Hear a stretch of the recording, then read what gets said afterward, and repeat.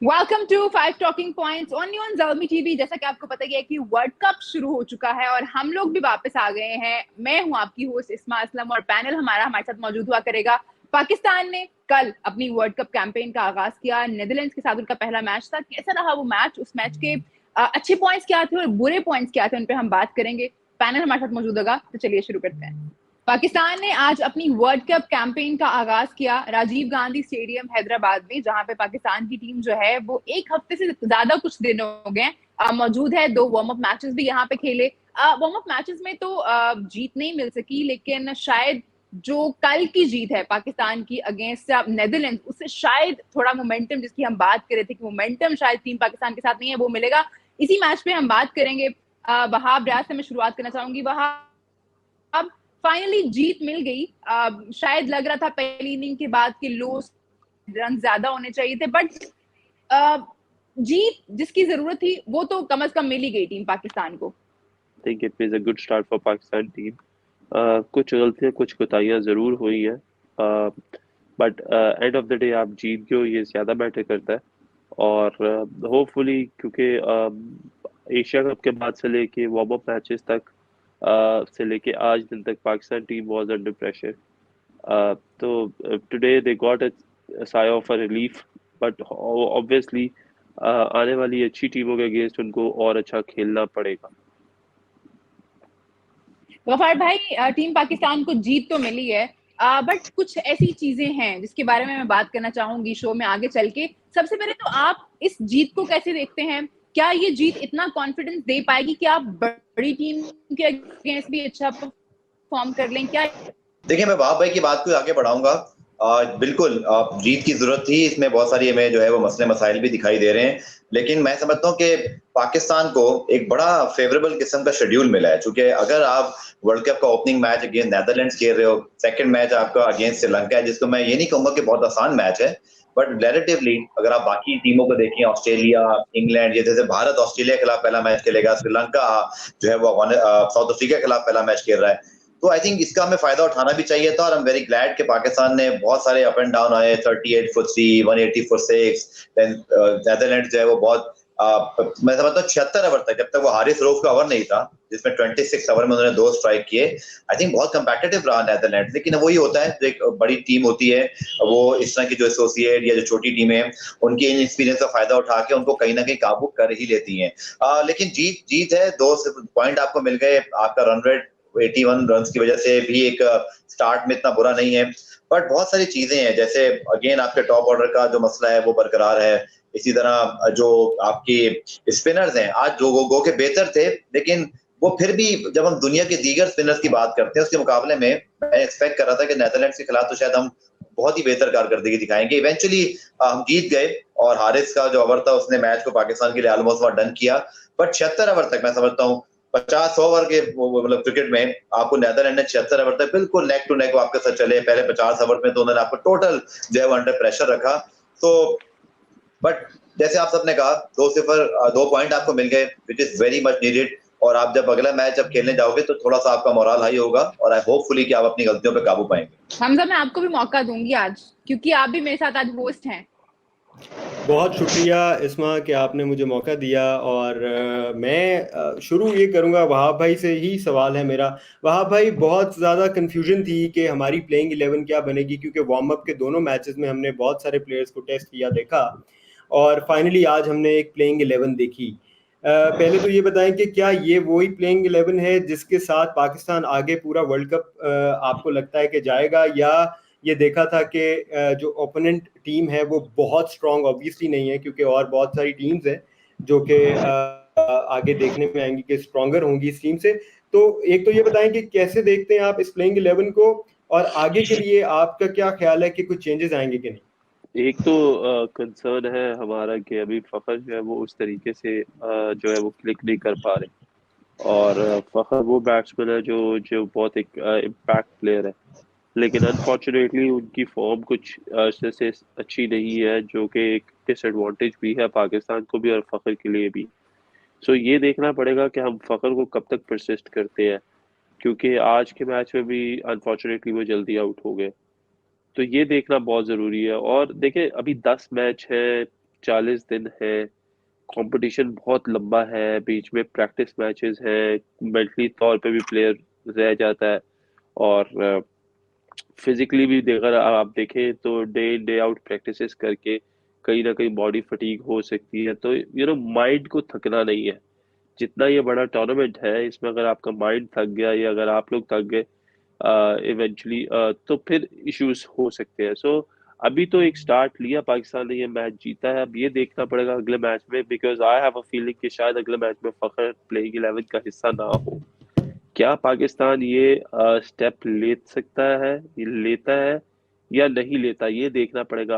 Otherwise तो मेरा ख्याल है आज शादाब ने भी बहुत अच्छा खेला है, नवाज ने भी बड़ी अच्छी परफॉर्मेंस दी है नीचे, हसन अली का कमबैक बहुत अच्छा हुआ, हारिस एज यूजुअल ही हैज क्रिएटेड एन इम्पैक्ट।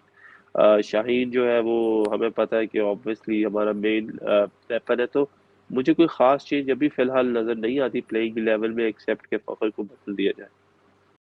तो गफार, वहाब भाई मुझे ये बताएं कि फ़खर को अभी भी हम क्यों एक और मौका देना चाहेंगे, जबकि हमने देखा कि उनकी रिप्लेसमेंट में हमने जब अब्दुल्ला शफीक को देखा तो वो भी एक फाइन टच में थे, टेक्निकली इज़ वेरी साउंड। और इसके अलावा हमारे पास एक और ऑप्शन है जिसमें हम रिजवान को जो है वो ऊपर लेके आ सकते हैं, और नीचे क्योंकि स्पिनर्स हमने देखा कि स्पिनर्स की बॉल बड़ी ज़बरदस्त इन पिचेस पे मूवमेंट में देखने में आई, तो मे बी उसामा मीर को हम लोग उस स्पॉट पे लेके आ सकते हैं। तो क्या ऐसी तब्दीलियां अभी फौरन नहीं कर लेनी चाहिए? क्या ये तब तब्दीलियां की जाएंगी जब वर्ल्ड कप बिल्कुल खत्म होने वाला होगा? देखिए, आपको प्रोएक्टिव रहना है, आपको पता होना चाहिए कि आपकी प्लेइंग 11 क्या है। अ, ये सजेशन मुझे तो बुरी नहीं लगती, इसलिए क्योंकि कहीं ना कहीं इंडिया में आपको 10 विकेटें लेनी है अगर आपको मैच जीतना है। इंडिया में जो ग्राउंड्स हैं वो छोटे हैं, बाउंड्रीज छोटी हैं, और बॉल बल्ले पे बहुत अच्छा आता है। तो जो भी टीम विकेट्स लेने में कामयाब होगी वो डिफरेंस डालेगी। सो ये देखना बहुत ज़रूरी है। देखिए, आज तो जो मेच्योरिटी वाइज अगर हम देखें नीदरलैंड टीम को, या एक्सपीरियंस वाइज देखें, तो उनका इतना ज़्यादा एक्सपीरियंस नहीं था। जिस तरह के गफार भाई ने कहा, 26वें ओवर तक तो गेम बड़ी नेक टू नेक थी, कोई पता नहीं था कि कौन ऊपर, किसका अपर हैंड है, किसका लोअर हैंड है। लेकिन इवेंचुअली एकदम 3 आउट हो गए और मैच बिल्कुल ही बदल दिया। लेकिन जब आप यही टूर्नामेंट, यही मैचेस अच्छी टीमों के अगेंस्ट खेलेंगे, तो you need that experience, you need that bowling power, कि जिसके साथ आपको लगे कि मिडिल ओवर्स में आप विकेटें लेंगे। शादाब की फॉर्म एज अ बॉलर इतनी अच्छी नहीं रही, नवाज ने भी आज अच्छी बॉलिंग की है, लेकिन वो इम्पैक्टफुल नहीं रहे। तो ये देखना पड़ेगा कि क्या आप फखर की जगह रिजवान को खिला के नीचे उसामा मीर को लेके आते हैं, कि जो आपको हेल्प करेगा। अगर ये चेंज हम कर भी लेते हैं for the betterment of the team, अगर टीम मैनेजमेंट को ये लगता है, तो मुझे तो इसमें कोई बुराई नहीं लगती कि आप शुरू से प्रोएक्टिव हैं और आप शुरू से ही इस कॉम्बिनेशन पे बिलीव करके, ट्रस्ट करके चलना चाहते हैं। तो आई थिंक लेना चाहिए, चांस लेना चाहिए आपको। देखिए, वहाब भाई ने जो बात की ना, ये हमारे क्रिकेट में बहुत कम होता है कि हम इतने प्रोएक्टिव रहें और हम इतने बड़े चेंज एकदम से कर दें। हालांकि ये बुरी सजेशन नहीं है, क्योंकि रिजवान एक फॉर्मेट में हमारे एक बहुत प्रूवन और एक वर्ल्ड क्लास परफॉर्मर हैं। पाकिस्तान के साथ जो मुझे प्रॉब्लम नजर आती है वो ये है कि हमने चूंकि बहुत सारे हमेशा की तरह कोई बैकअप नहीं बनाए हुए, हमारे पास कोई प्लान भी नहीं होते। तो फखर जमान आपके इस पूरे स्क्वाड में शायद एक वाहिद इम्पैक्ट अटैकिंग ओपनर है। बाकी तो शायद मेक शिफ्ट अगर आपको करना हो तो, लेकिन रचिन रविंद्रा भी एक सरप्राइज पैकेज से वो क्लिक कर गए। ऐसी चीजें हम बहुत कम देखते हैं, सिवाय जो 99 में मुझे याद है अब्दुल रजाक को नंबर 3 पे भेजा गया था, और एक वो सरप्राइज चीज थी जो हमने देखी। लेकिन शायद मोहम्मद हारिस अगर आपके स्क्वाड में होते, वो रिजर्व में है, तो आप शायद एक नए ओपनर को ट्राई आउट करते। अब्दुल्ला शफीक भी ओपनर है, पर शायद मैं वहां पर से भी ये चीज पूछना चाहूंगा, और उनकी एक्सपर्ट ओपिनियन भी इसी में शामिल है, क्योंकि वो क्रिकेटर हैं, वो बेहतर समझते हैं कि शायद हम थोड़े वन डायमेंशन हो जाएंगे अगर हम अपने बैटिंग लाइन में से फखर को निकालते हैं, और फिर अगर रिजवान आते हैं, या अगर हम अब्दुल्ला शफीक को लेके आते हैं। फिर आगे हम बात कर रहे हैं थोड़े से हाई स्कोरिंग मैचेस की। मेरा सिर्फ छोटा सा यही डिबेटिंग पॉइंट होगा कि आपके पास मजबूरी है, क्योंकि आपने और कोई इस तरह का प्लेयर ना तो ग्रूम किया है, ना अपने स्क्वाड में रखा है। हारिस भी अगेन रिजर्व के अंदर है। मे बी, जैसे एक बार मिसाल दे रहा हूँ, मे बी कि शर्जील खान अगर आपके पास, या इस तरह का एक अटैकिंग ओपनर आपके पास होता, तो वहां भी आपको क्या लगता है थोड़ा सा, जो आगे हम हाई स्कोरिंग मैचेस की बात कर रहे हैं, रिजवान भी अगर ओपनर आ जाते हैं, इमाम, फिर बाबर, सऊद अरब के बहुत तेज खेले आज, लेकिन थोड़ी सी वन डायमेंशन अभी बैटिंग नहीं हो जाती है। फिर हम वो जो अगर खुदा ना खास्ता कोई बड़े हाई स्कोरिंग मैच में गए, तो हमारी जो लिमिट है वो कहीं मुझे लगता है हम थोड़ा से उसमें महदूद ना हो जाए। देखिए गुफार भाई, टीम कॉम्बिनेशन का तो डिपेंड करता है कि कैप्टन और मैनेजमेंट क्या चाहते हैं। फॉर मी अगर फखर अनडाउटेडली एक आपका ऐसा प्लेयर है, लेकिन अभी देखें कि पिछले कुछ मैचेस में उसको वो कामयाबी नहीं मिल पा रही जिसके लिए हम उसको खिला रहे हैं। तो इवेंचुअली अगर एक आधे मैच में और अगर फखर का फेलियर होता है तो फिर तो फॉर मी, या मैं जितना जानता हूँ टीम मैनेजमेंट जो ये साथ है वो फखर को मौका नहीं देगी, वो रिप्लेस करेगी फखर की जगह किसी ना किसी को। और वन डायमेंशनल देखिए, अगर फखर की जगह अब्दुल्ला भी आ जाते हैं तो वो भी बारी लेके खेलते हैं, इमाम, बाबर, रिजवान और साउथ शकील। तो ये 5 जो आपके पास टॉप के हैं ये सारे एक जैसे ही खेलते हैं। ऑब्वियसली इनका अपना एक वो है रन्स करने का, इनका एक अपना तौर तरीका है, लेकिन वन डायमेंशनल की बात अगर ये करें तो देखें हमें तो वो प्लेयर्स चाहिए जो बारी लंबी ले। आज के मैच में भी हमने देखा जब ऊपर से 2 आउट हो गए तो रिजवान और साउथ ने बहुत अच्छी इनिंग्स खेली, लेकिन उसको लंबा फिनिश नहीं कर सके। तो इवेंचुअली देखें पाकिस्तान का हमेशा से यही स्टाइल रहा है कि वो डिपेंड करते हैं एक दो प्लेयर्स के ऊपर, लेकिन अब एक प्लेयर फॉर्म में ही नहीं है तो आप उसको जरूर दोबारा खिला के आपने उसको मेंटली तौर पे आप अगर उसको और मतलब खराब करना चाहते हैं तो फिर तो ठीक है।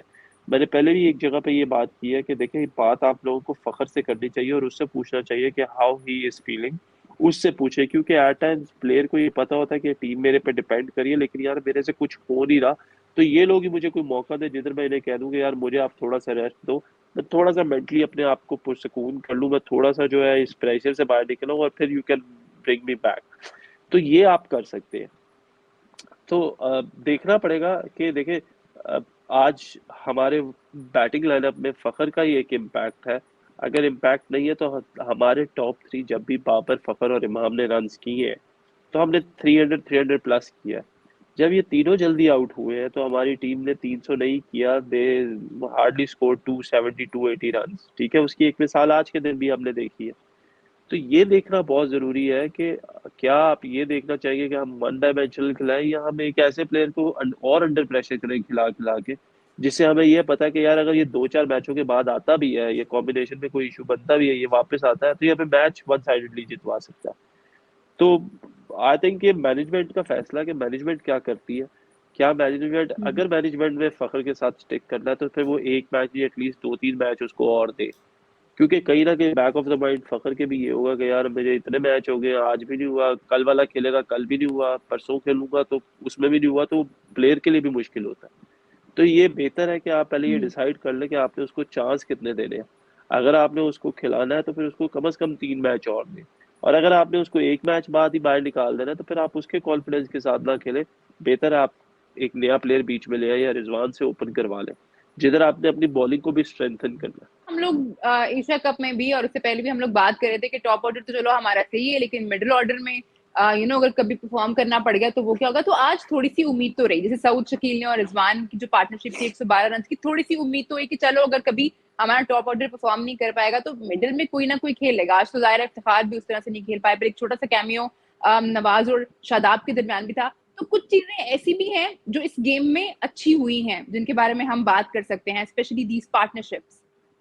ऑल दो वो नेदरलैंड्स के अगेंस्ट हैं, उस पर भी हम बात कर सकते हैं, बट हैं तो बिल्कुल। आई थिंक खासतौर पर जो सऊद शकील का राइज है, उनका जो वार्म मैच था, जो उनकी टेस्ट मैचेस की फॉर्म थी, आई थिंक ये पाकिस्तान के लिए जहां फखर की आउट ऑफ फॉर्म होना एक बहुत बड़ा धचका है, वहीं सऊद शकील का मिडिल ऑर्डर में अचानक से अपनी जगह बनाना, इम्पैक्ट परफॉर्मेंस दिखाना, ये किसी तौर पर भी आप समझ लें कि ये एक बहुत प्लेजेंट सरप्राइज है, क्योंकि हम ये एक्सपेक्ट कर रहे थे कि शायद हमें रिजवान और इफ्तिखार के ऊपर डिपेंड करना पड़ेगा। तो ये तो बहुत अच्छा। फिर लेफ्ट हैंडेड है, एक नया प्लेयर आता है, आई थिंक थोड़ा सा वो जो उसके अंदर एक्साइटमेंट होती है, वो जो उसको जो एक परफॉर्म करने का उसका जो एक इंस्पिरेशन होता है, वो एक अलग ही नजर आता है। वो नजर आया जो आज हमने देखा सऊद शकील को।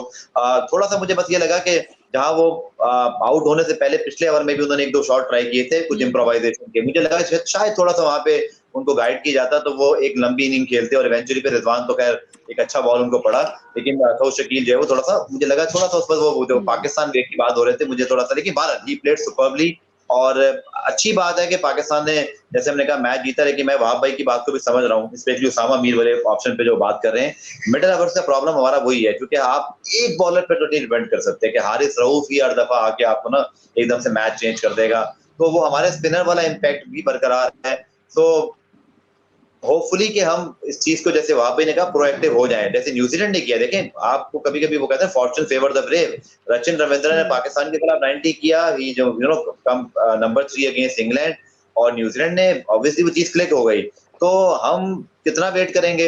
ये बिल्कुल मैं वहां पे से एग्री करता हूँ। वेरी एक्सपीरियंस क्रिकेटर, उनको पता है कि वो क्या बात कर रहे हैं, कि फखर को शायद खुद ही इस बारे में सोचना चाहिए या मैनेजमेंट उनसे बात करे, बिकॉज वाकई इतना लंबा जब बैट पैच हो जाता है तो फिर ये भी सवाल उठते हैं कि क्या हर प्लेयर को इतना टाइम मिलेगा, क्या खुदा ना खास्ता कभी और कोई प्लेयर आएगा तो क्या उसको आप इतना लॉन्ग रन दोगे?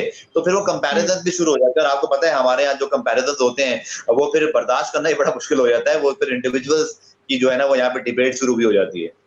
वो फिर सिटीज और इसमें तक पहुंच जाते हैं।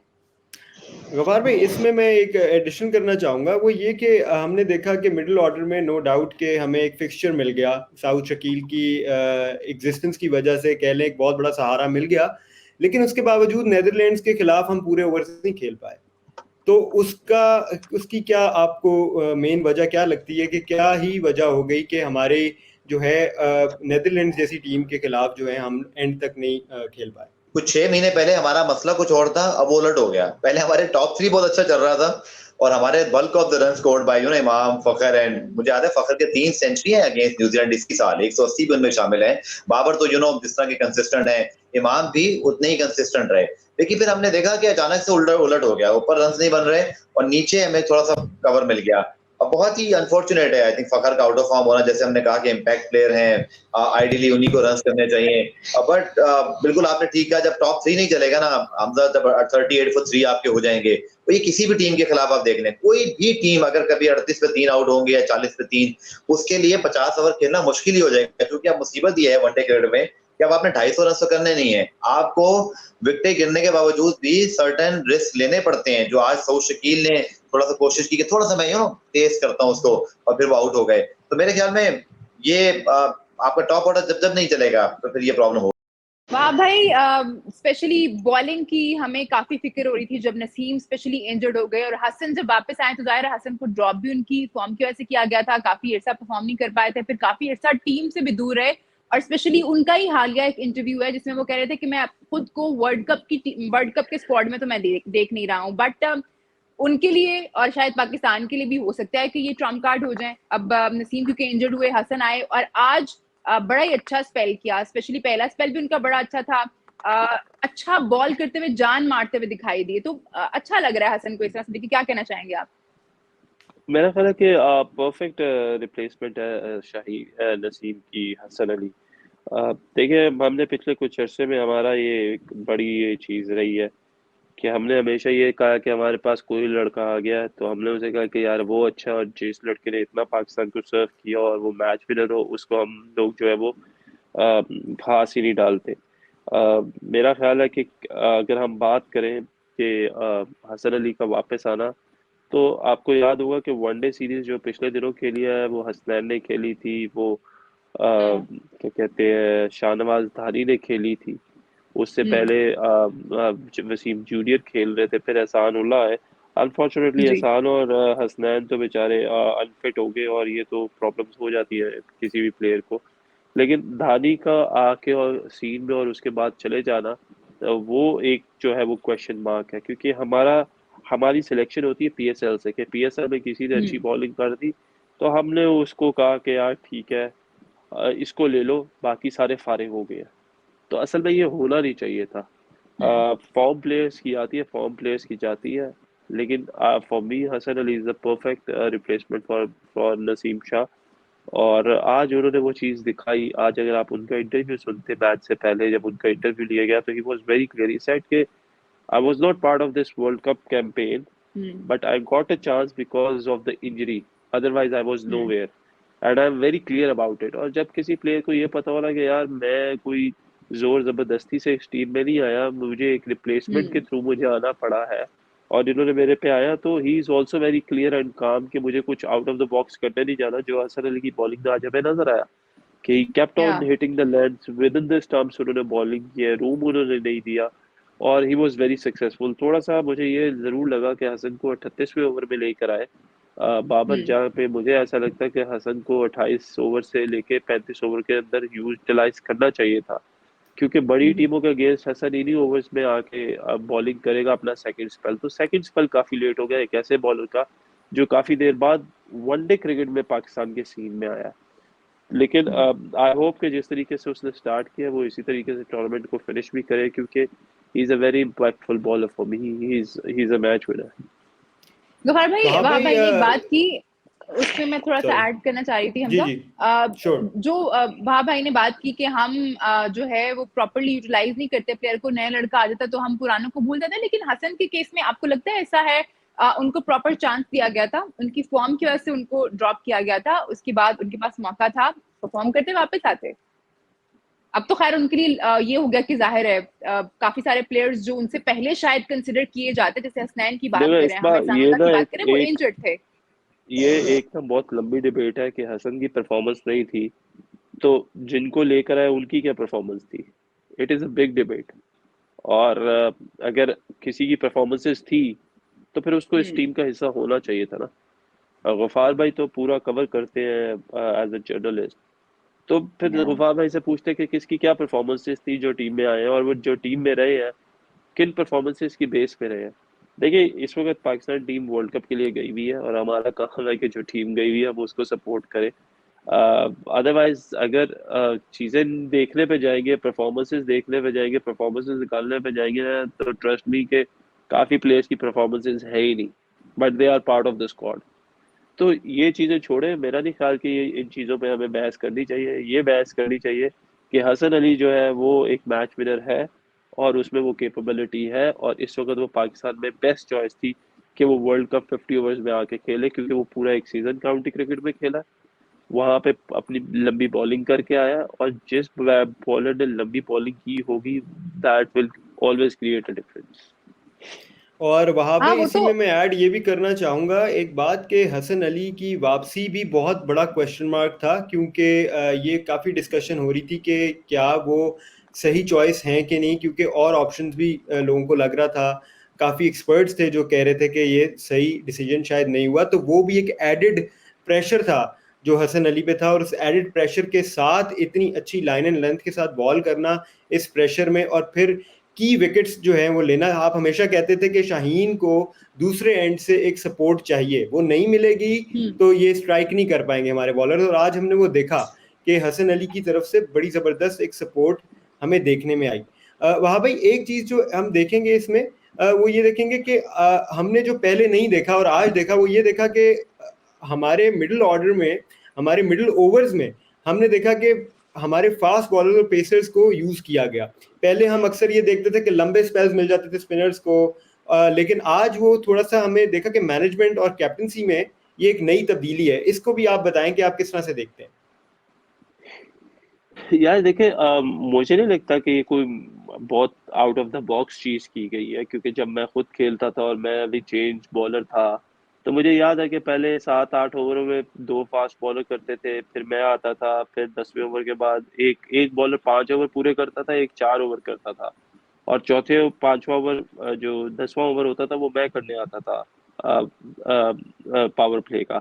उसके बाद जो है मैं 4 ओवरों का स्पेल करता था, और उसके बाद दोनों तरफ से स्पिनर आ जाते थे, और उसके बाद फिर क्या होता था कि 22वें 23वें ओवर में मैंने फिर आके 2 ओवर करने, और फिर दूसरे फास्ट बॉलर ने करने, फिर तीसरे फास्ट बॉलर ने करने।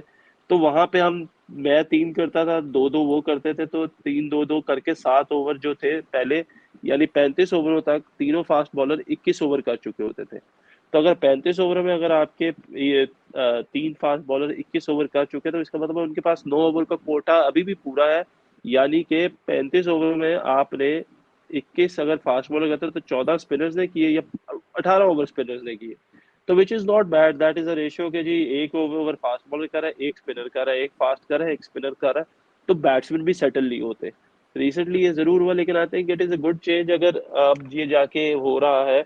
लेकिन दिस इज वेरी नेचुरल कि आपके आखिरी 10 ओवर जो है या आपके आखिरी जो 7 ओवर है वो फास्ट बॉलर करते हैं और उससे पहले जो है वो स्पिनर्स लगे रहते हैं। तो ये कोई नई चीज़ नहीं है, बट अच्छी चीज़ ये है कि आपको ये पता था कि हारिस रऊफ जो है वो आपका स्ट्राइक बॉलर है और वो डिफरेंस क्रिएट कर सकता है because he is somebody in the team और in the world cup to be honest, कि जो 145 प्लस रेगुलरली क्लिक कर रहा है, जिसकी एवरेज स्पीड 145 प्लस है, that really makes a big difference. तो आज उसको यूटिलाइज अच्छा किया, लेकिन उसके भी 9 ओवर करवा दिए। प्रोबेबली डिमांड थी गेम की कि उसके 9 ओवर करवा दिए गए थे बाय द टाइम। तो ये एक अच्छी चीज़ है और आई होप के जिस तरीके से अगर मैं ये समझता हूँ कि हारिस अगर चेंज पे आता है, हारिस 4 ओवर भी करता है, तो इसका मतलब अगर हारिस जो चेंज पे आके 4 ओवर करता है, शाहीन की जगह करता है या हसन को रिप्लेस करता है, वो मतलब हसन और शाहीन में से कोई एक बंदा 5 ओवर करे, एक 4 ओवर करे और फिर अगर हारिस रऊफ 4 ओवर करे, तो उसका मतलब ये है कि आपके ये ओवर जो है वो 16-17वें ओवर तक तो आपका फास्ट बॉलर लगा हुआ है। उसके बाद आपने 5-6 ओवर 7 ओवर जो है वो स्पिनर्स को करवाने हैं और उसके बाद आपने 25वें ओवर के बाद फिर 3 ओवर एक फास्ट बॉलर से करवाने हैं, 2 एक से करवाने हैं, 2 एक से करवाने हैं, ताकि आपकी एक साइड से 8 ओवर स्पिनर कर रहे हैं और 8 ओवर फास्ट बॉलर कर रहे हैं। तो उसमें भी एक अच्छा कॉम्बाइन हो जाता है जिसे बैट्समैन सेट नहीं होता। तो for today it was good और होपफुली अगले मैचों में भी ये हमें करना पड़ेगा क्योंकि हमें विकेट्स लेनी है। गफार भाई चले, कल का मैच तो डन एंड डस्टेड है। अगले मैच में जो आपको 10 अक्टूबर को खेलना है, हैदराबाद में ही खेलना है और श्रीलंका के अगेंस्ट खेलना है, व्हाट डू यू एक्सपेक्ट? कुछ चेंजेस आप एक्सपेक्ट कर रहे हैं टीम की परफॉर्मेंस में? कुछ आप थोड़ी सी बेहतरी या कोई स्ट्रैटेजी में चेंज, कुछ आपकी एक्सपेक्टेशंस इस टीम से? देखिए, श्रीलंका पहला मैच साउथ अफ्रीका के खिलाफ खेल रहा है और साउथ अफ्रीका की टीम खासतौर पर की जो बैटिंग पावर हाउस है वो बड़ी जबरदस्त है। और लेकिन श्रीलंका ने भी शो किया एशिया कप में कि स्पेशली वेलल आगे जब आए या उनके पास थिक्शाना है, धनंजय है या उनके पास जो बैटिंग में थोड़ा एक्सपीरियंस मौजूद है, तो एक बड़ी बेहतर टीम लग रही है इन कंडीशंस के लिहाज से। और मुझे ऐसे लगता है कि पाकिस्तान ऑब्वियसली थोड़ा सा हमने स्ट्रगल किया एशिया कप में अगेंस्ट श्रीलंका भी, बट मैं समझता हूँ पाकिस्तान का हमेशा से रिकॉर्ड अगेंस्ट श्रीलंका बड़े टूर्नामेंट्स में अच्छा रहा है, हम बड़े मैचेस में उनको हराते हैं। तो यही हमारी टीम का जो है वो मोराल होना चाहिए। और हमें ये देखिए, मैंने जैसे पहले शुरू में कहा कि हमें एक बहुत अच्छा शेड्यूल मिल गया। अगर आप देखें तो ऑस्ट्रेलिया इंडिया आपस में पहला मैच खेल रहे हैं, इसी तरह श्रीलंका को साउथ अफ्रीका से खेलना पड़ा, बांग्लादेश अफगानिस्तान भी एक बड़ा चैलेंजिंग मैच है, बट हमें नैदरलैंड तो फिर श्रीलंका, आई थिंक इससे अच्छा हमें शेड्यूल मिल नहीं सकता था और हमें जरूर इसका इम्पैक्ट डालना चाहिए। हमें इस मैच को बिल्कुल कहते ना एक ऐसा मैच जो कि आप समझ लें कि जैसे ना आपकी क्वालिफिकेशन के लिए बहुत जरूरी होता है कि जी आपको ये मैच जीतना ही जीतना है, तो आपकी ये स्पिरिट होनी चाहिए, कोई आपको यहाँ गलती नहीं करनी, जो कि फिर इंडिया के मैच से पहले आपके पास 4 पॉइंट्स होते हैं। दूसरा जो आप डिस्कशन करते हैं उसमें एक पॉइंट है जो स्पेशली वहाब भाई ने बड़ा अच्छा एक्सप्लेन किया। पहले 7 ओवर जो हमारे स्पिनर ने किया ना, अगेन वो प्रॉब्लम हुई कि उन 7 ओवरों में, पहले 7 ओवरों में हमें 40 रन पड़े और हमारी फिर विकेट नहीं थी, तो कप्तान को डेफिनेटली फिर दूसरे प्लान पे जाना पड़ा। हालांकि इफ्तिखार ने आपको विकेट लेकर दे दी और वो जब आप कभी गेन करते हैं तो वो अब इम्पैक्ट डालते हैं। शायद मुझे लगता है कि स्पेशली नॉन एशियन टीमों के खिलाफ हमें थोड़ा सा इफ्तिखार को सीरियस लेना चाहिए एज अ बॉलर। मुझे लगता है कि वो अंडर बॉल हो जाते हैं कभी कभी, तो उन्होंने बॉल बहुत ही कम किया। आपको याद होगा अगेंस्ट श्रीलंका भी वो एक मैच में उन्होंने इम्पैक्ट क्रिएट कर दिया था एशिया कप में। तो मुझे लगता है कि थोड़ा सा हम ना, जैसे युवराज सिंह माजी में 2011 वर्ल्ड कप के अंदर एक बड़े रेगुलर सरप्राइज बॉलर रहे, इसी तरह मुझे लग रहा है कि जो ऑस्ट्रेलिया की टीम है वो ग्लेन मैक्सवेल को इसी तरह बड़ा यूटिलाइज करेंगी। तो ठीक है, मैं नहीं कह रहा कि वो 8-9 ओवर करें, शादाब नवाज से ऊपर आ जाए, बट 3 ओवर से ज्यादा मुझे लगता है कि थोड़ा सा अपना कंडीशंस को देखते हुए, इफ्तिखार के कॉन्फिडेंस को देखते हुए और फिर हमारे जो स्ट्रगलिंग स्पिनर्स हैं उनको भी थोड़ा सा देखते हुए, मुझे लगता है थोड़ा सा आपको ये इसमें ना इफ्तिखार वाली यूटिलाइजेशन को भी देखना चाहिए। वहाँ भाई एक बड़ा इंपॉर्टेंट सवाल है जो बड़ा डिस्कस हो रहा था हसन अली को लेके। हसन अली देखा हमने कि 140 के करीब उनकी पेस होती थी जब वो पहले खेलते थे, लेकिन रिसेंटली हमने देखा उनकी line length everything is on point, but pace में एक बाकायदा कमी आ गई है, मतलब 130 132। तो आपको क्या लग रहा है कि क्या ही वजह होगी, सिंस आपने इतना अरसा on the pitches and grounds गुजारा है, तो क्या ही वजह बन जाती है कि पेस इस तरह से ड्रॉप कर जाए? अभी उनकी मतलब उम्र भी ऐसी नहीं है कि वो होता है ना कि उम्र का तकाजा हो गया तो पेस ड्रॉप होगी। तो क्या आप कहेंगे इस पे, क्या ओपिनियन है आपका, किस तरह से रीगेन हो सकती है पेस या नहीं हो पाएगी? अच्छा, he did 139 today by the way.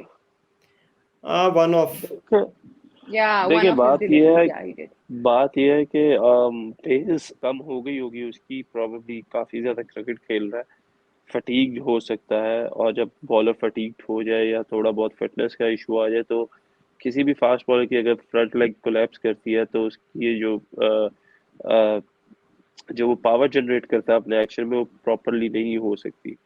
I know ये काफ़ी एक बड़ी डिबेट है कि जी पेस कम हो गई, पेस कम हो गई, पेस कम हो गई।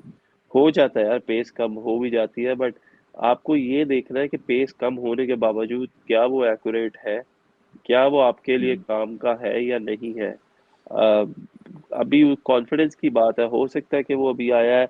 मैं समझता हूँ क्योंकि मेरे इतने कमबैक्स हुए हैं तो आए हो कि जब आप आते हो तो यू स्टार्ट बड़ा ध्यान से स्टार्ट करते हो कि यार कोई चीज़ गलत ना हो जाए, क्योंकि देखिए हसन अली के ऊपर उसकी सिलेक्शन पे भी काफ़ी शोर मचा है, तो वो भी उसको पता है कि लोग क्या कह रहे हैं, और सारे लोगों को उससे एक्सपेक्टेशंस भी नहीं है, ये भी हसन अली को पता है कि उससे एक्सपेक्टेशंस सारे लोगों ने नहीं रखी थी। लेकिन हसन अली को ये भी पता है कि जिस दिन उसने परफॉर्म ना किया तो सबसे ज्यादा क्रिटिसाइज भी वही होगा। तो एज अ प्लेयर जिसका कमबैक होता है वो बड़ा सोच समझ के ध्यान में रहता है। आप यकीन करें, मैं आपको बताता हूँ 2019 के वर्ल्ड कप में जब मेरा कमबैक हुआ और अफगानिस्तान से हम वो प्रैक्टिस मैच हार गए थे जिसमें हमने 264 किया था, मैं उस अफगानिस्तान वाले मैच में खेल रहा था तो मुझे इतना डर लग रहा था कि यार कहीं मुझे इस प्रैक्टिस मैच से टीम से बाहर दोबारा ना निकाल दे, कि यार इसने क्या बॉलिंग की है या ये क्या बॉलिंग करेगा। और मुझे याद है मैंने 7-8 ओवर किए थे और मार भी पड़ी थी उसमें, हम हार गए थे ऑब्वियसली, लेकिन मैंने उसमें आखिरी 1-2 ओवर ऐसे रिवर्स स्विंग पे किए थे जिसपे मैंने उनको बोल्ड शोल्ड कर दिया था उनके प्लेयर्स को राउंड द विकेट आके। तो you know that was something which gave me a little bit of the confidence and then I never looked back. तो मैं आपको बता रहा हूँ कि वो प्रैक्टिस मैच अफगानिस्तान के अगेंस्ट अगर मैं इतने ज्यादा प्रेशर में था तो ये तो नीदरलैंड के साथ वर्ल्ड कप का मेन मैच था जिसमें हसन अली खेल रहा था। तो लोग बात करते हैं, शाहनवाज धानी की बात होगी, जमान की बात होगी, किसी की भी बात होगी, लेकिन मैं फिर अक्सर यही कहता हूँ कि यार 4 ओवर करने और 20 ओवर करने उसमें एक बहुत बड़ा फर्क है। और वनडे क्रिकेट में you need experience, you need a bowler who can ball, जिसकी पेस फिटनेस कम ना हो, जिसकी एक्यूरेसी कम ना हो, और ही नोज के सिचुएशन में बॉलिंग करनी कैसे या सिचुएशन क्या डिमांड करिए। तो आई थिंक उसमें हसन अली से बेहतर और कोई ऑप्शन नहीं थी। अगर नसीम शाह फिट भी होते तो तब भी हसन अली को इस टीम का स्क्वाड का हिस्सा होना चाहिए था। That is what I believe. और ठीक बाय है द जी। एंड ऑफ हिज स्पेल हमने वो उनकी जो सेलिब्रेशन है वो भी फाइनली देख ली, बहुत अरसे बाद वो सेलिब्रेशन हमें देखने में मिली, तो वो भी शो खतरनाक वो कर रहा भी था थी इतना, कि वो उन्होंने और डर भी मोमेंटम लग पकड़ रहा अगर था। लिया। आप, मैं हसन अली को जानता हूँ, मुझे नहीं पता कि पहले आउट पे उसने वो जनरेटर चलाया या नहीं चलाया, लेकिन उसने दूसरे आउट पे इसलिए जनरेटर चलाया कि एक तो टीम भी अच्छी पोजीशन में थी और Yeah. किसी को बुरा ना भी लगे, तो उसने इस वजह से दूसरी विकेट पे एट द एंड उसने जनरेटर चलाया। अदरवाइज जिस हसन अली को मैं जानता हूँ, अगर उसको कोई डर खौफ ना होता, उसको कोई प्रेशर ना होता, तो वो पहली विकेट पे भी आउट करके जनरेटर जरूर चलाता। बस चलाएं लेकिन बिल्कुल ध्यान से, बिल्कुल। अफोर्ड नहीं कर सकते हम कुछ पहले भी, अब पहले, पहले माइनस आउट पे अभी मुझे कुछ लग रहा है अफोर्ड हसन नहीं कर भाई ने, सकते। पहले आउट पे उन्होंने यूपीएस का इस्तेमाल किया, उन्होंने कहा अभी जनरेटर जरा साइड पे रखो, ये भी यूपीएस से काम चलाओ। नहीं वो, आपको पता है ना वो जो जनरेटर सेल्फ स्टार्ट वाला होता है उसकी वो जो रस्सी खींचनी पड़ती है ऐसे, वो काफी देर से ठंडा था ना तो वो गर्म होने में टाइम लगा, काफी दफा खींचा नहीं हुआ, तो फाइनली फिर आखिरी ओवर में जाके वो जनरेटर चल ही गया, स्टार्ट हो गया। Thank you so much guys, आप लोगों का शो में हमारा साथ देने का। आज की मैच पे, कल का मैच ज़ाहिर है खेला गया, उस पर हमने काफी डिस्कशन की, अगले मैच में डिस्कशन की, अगले मैच से पहले भी हमारी मुलाकात होगी। Thank you so much Wahab आपका, थैंक यू गफार भाई आपका, और अमीर आपका भी thank you so much. Guys keep on watching Zalmi TV, मिलते हैं अगले एपिसोड में, अपना बहुत ख्याल रखिए, अल्लाह हाफिज।